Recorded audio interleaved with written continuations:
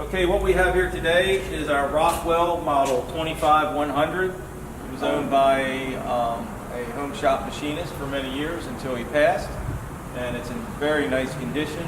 The ways are in excellent shape. All the slide ways are nice and smooth. It has a nice package of tooling with it, a set of 5C collets, a 4-jaw chuck, 6-jaw chuck manufactured by Buck, drive plate, a set of quick change tool holders, and there are 2 bed stops. One's a micrometer bed stop and one is a selectable turret style bed stop. I'm going to go ahead and turn the machine on for you.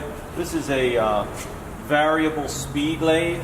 Now we currently have the 5C collet closer installed, and if you notice there's a nice little convenient collet rack at the top and a work light also.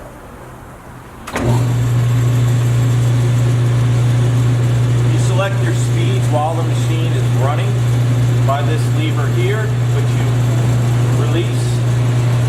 Increase your RPM to the selected RPM that you would like to machine your parts at, and then you push that lever and then it holds the speed position. The carriage moves nice and freely, and if you notice here, the feed for threading.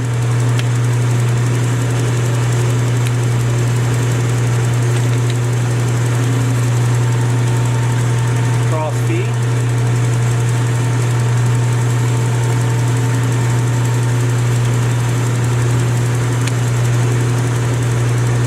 Longitudinal feed. Everything works as it should. Tailstock is nice and smooth. It locks as it should.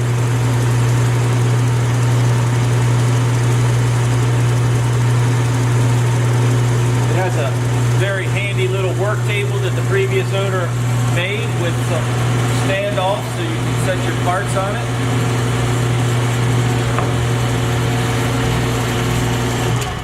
He also made this very nice work table for the headstock, so you can set your different tool holders and parts up there as well. Very clean, very nice operating machine.